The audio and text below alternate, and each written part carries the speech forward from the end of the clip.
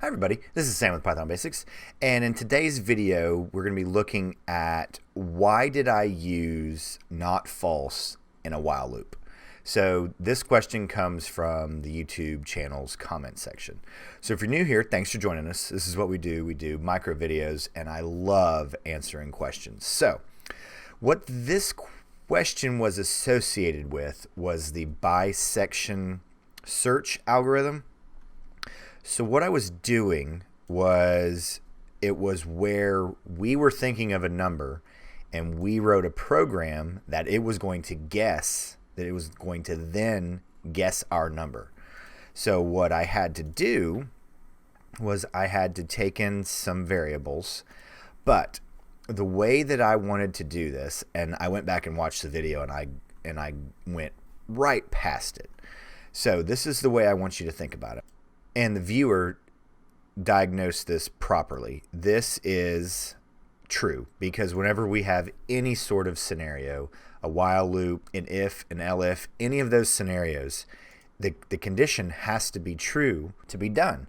So this is exactly true. So let me just look at this. So not false, true. Now one thing I want you to look at is not false is false. So not false is true, then not true is false. So that's what I kind of want you to get to see. But the structure of this is, at the beginning, do we have the answer? No. So this, no, we don't have an answer. So if we don't have an answer, that's not true, so it's false. So that was the way that I wanted it to be written. I could have just written this true and then come down here and printed this and done break. But I wanted to be able to walk you guys through and for everyone to be able to see and understand. Because when I was doing true and false in school, I did horrible with true and false questions. So I wanted to be explicit in the way that I was doing this. Do we have an answer?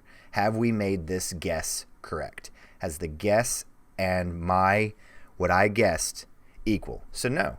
So it is false at the time. But to get this to run, I need this to be true.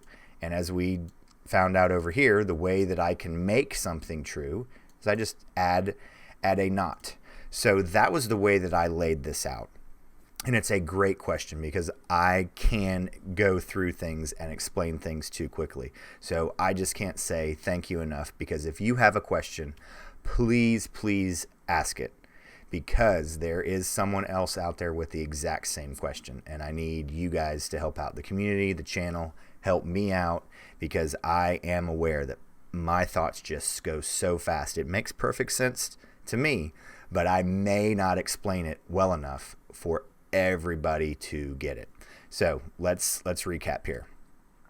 So while we're still guessing, we do not have the answer. And if we do not have the answer is false.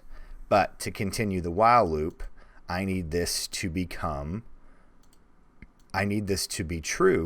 So I just do the opposite. And as you can see down here, then once we get our response, it is correct. We have guessed the correct answer. So then our answer is now true. We reassign answer to true. So then not true is false. So yes, it was 100% deduced by the viewer that this is exactly what we were doing here. Now you know why I was doing it. And I completely understand. And like I said, fantastic question.